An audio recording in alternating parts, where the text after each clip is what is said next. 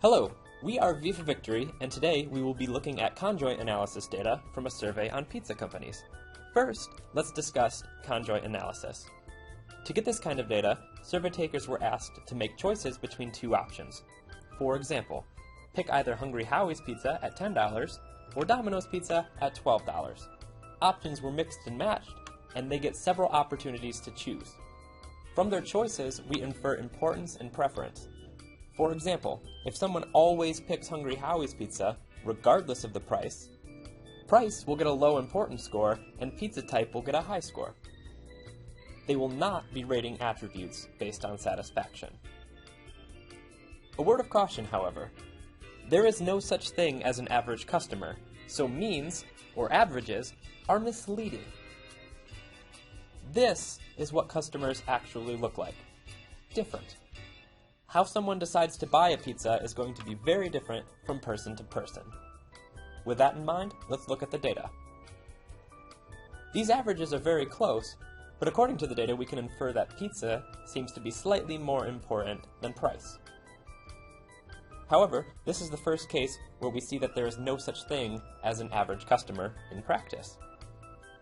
The averages are so close to 50% because the standard deviations were so high. This tells us that there are different needs-based segments.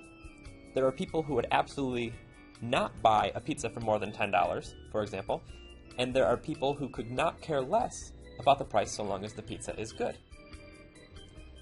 When we look at price individually, we are going to see zero-based data. What this means is that negative numbers are below average and positive numbers are above average. We see that a price of $10 received the best score at 42.5, and the $13 price received the lowest score at negative 50.9. Again though, while we know that $10 for a pizza is generally preferred, the standard deviations were very high for this data.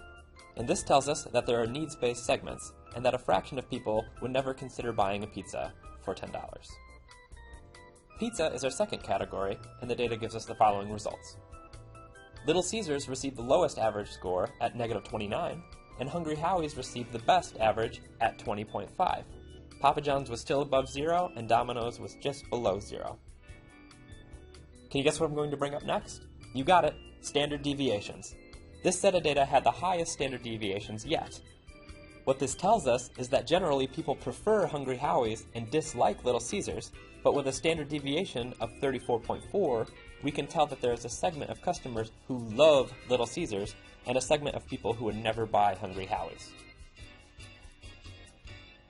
According to this data, we can infer that pizza is more important than price when making a purchase decision, and Hungry Howie's is the preferred pizza followed by Papa John's, Domino's, and Little Caesars respectively. We can also infer that people prefer paying $10, maybe $11, for a pizza, but not so much $13. However, we need to keep in mind that average customers do not exist, and we should conduct more research to identify the needs-based segments that obviously do exist according to the high standard deviations we see in the data.